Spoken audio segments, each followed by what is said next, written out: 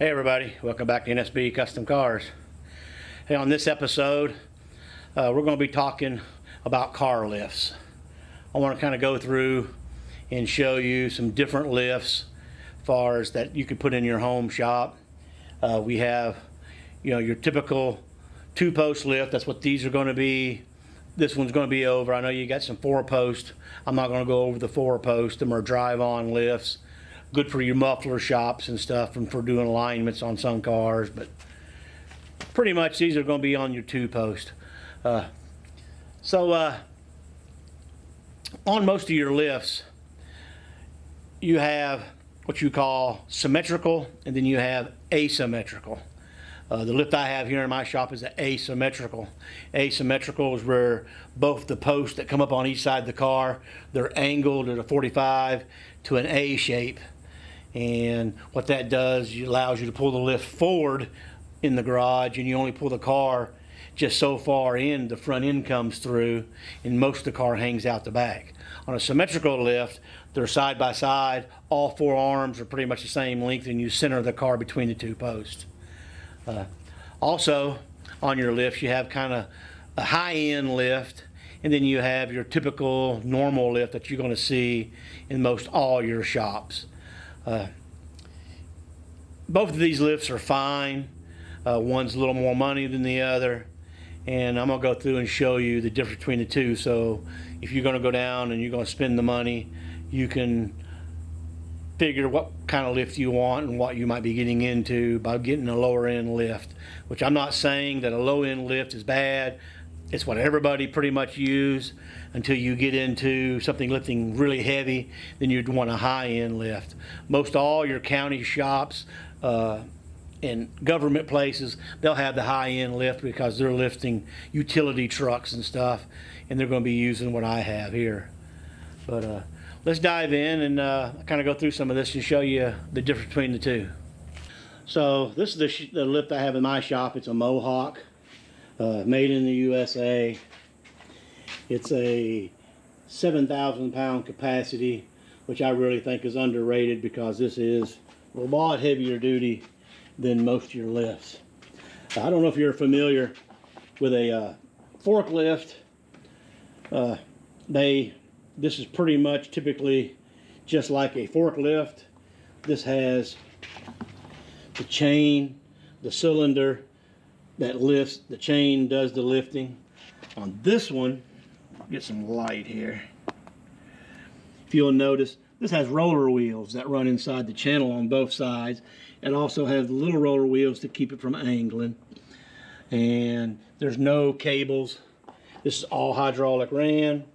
Matter of fact, when you go all the way up to the top in the ceiling, all the thing this has is 2 lines that run across to the other side for hydraulic. So there's no cables going up.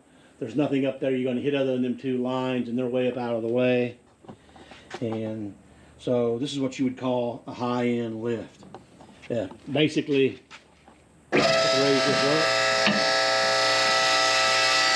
You can see when this goes up, the chain's picking up just like a tow motor would, or a forklift truck. And look at the size of this shaft. This thing is huge. A lot bigger than what you see on the lower end lifts. It's got the plastic that's running inside. There's no hole drilled into the center. This one does have the hydraulic line going into the base of the top of the cylinder and one at the bottom. That's so when it goes back down, it's got fluid on both sides. Keeps it coming down. Another thing that this lift will do that other lifts won't, because with the lifts that has the cables in it, keeps both sides level. This particular has this little valve right here. I can pull this valve down and raise just one side, which would be that side to the far side. So I can actually angle the car a little bit by lifting more on one side than I do the other to have oil come to, let's say, to the right side of the oil pan or left side, or I can even let one side down. So we're going to take this lift all the way up.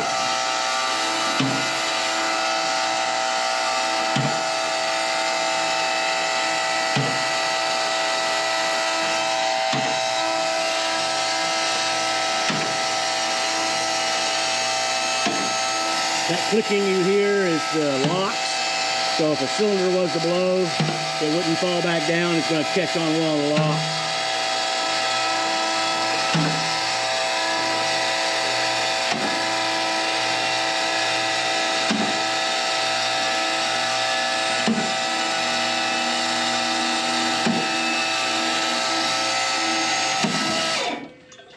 You have the relief valve. We're going to bring it back down. Now the car is on the locks.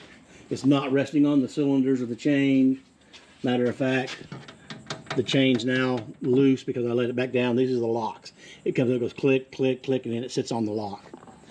Now, if you'll notice on this, look how thick this piece is. This is a big piece of channel.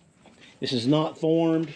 It's welded to a very big base plate on the bottom, a big base plate on top, and then they have this big piece of metal, as you can see, that's welded, that hooks the two together so it don't bow out in the center.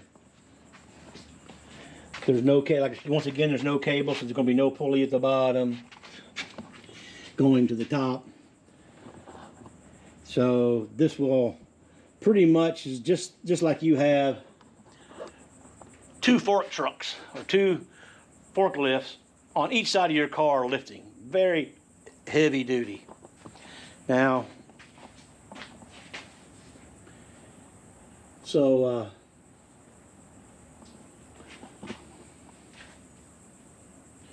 that's pretty much the difference between the two. I definitely prefer a Mohawk over any other lift just for the size, the strength that this has. I believe a 7,000 pound limit on this is very light, but it'll do the lifting that I need for cars. I don't even bring my trucks in here. Well, I have done my pickup truck, but I don't do my big utility truck. It's very heavy, even though I think it would lift it. I do have a 10,000 pound lift Mohawk. It's out here. It's underneath the cover here. It's kind of hard to see at all,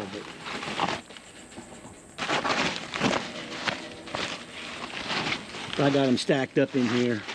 At one time, I had planned on putting both lifts in, but in doing so, I'd had to put one in this door, one in that door, and it had been so wide, I would have lost half my shop.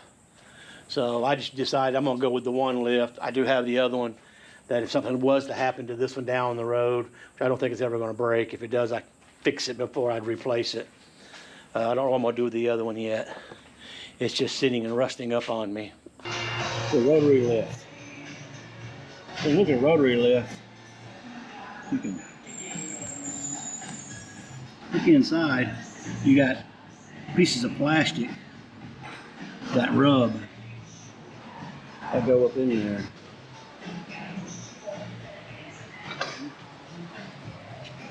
Also, you got a cable that comes down. There's your shaft. You can see how big it is.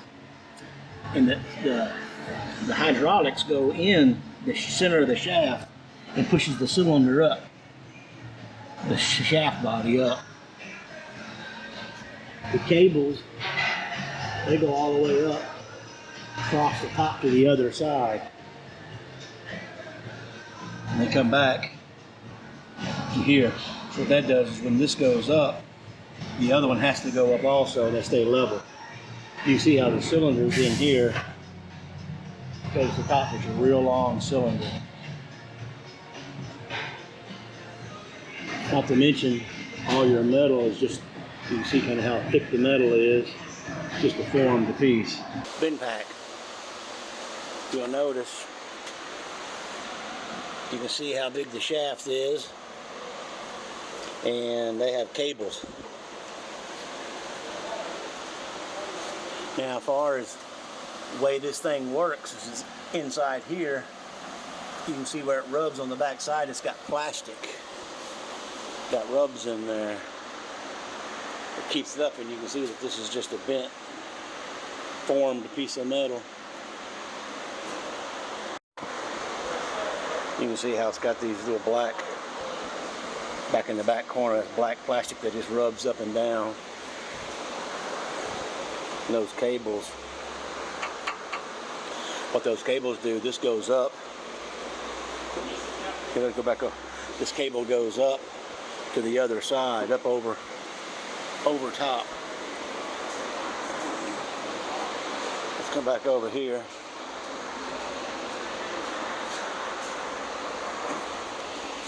And see how it loops to this. It goes to the bottom to this one.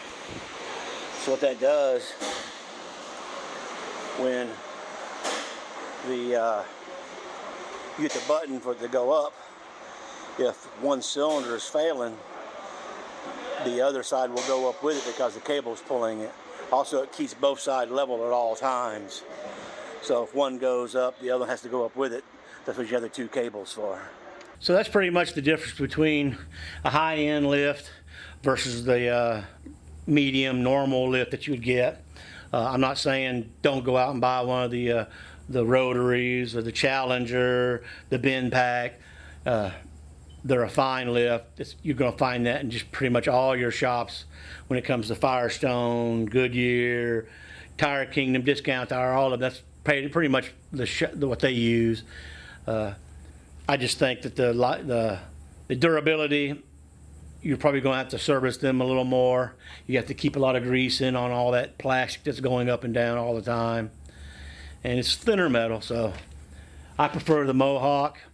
The difference between the two, I think a Mohawk right now that we looked online, probably the cheapest you're going to get is around 12 to 13,000 bucks, versus the bin pack or the rest of them. You can get them anywhere from $6,000 and $7,000, and you can get some of the Chinese jobs.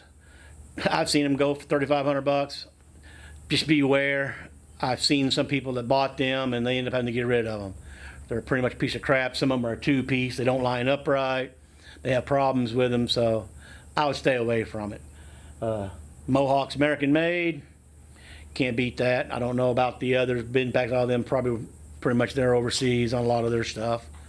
They might be American made. I don't know. But that's going to be all on this episode. Green Cars back in the shop, so look for some video coming up.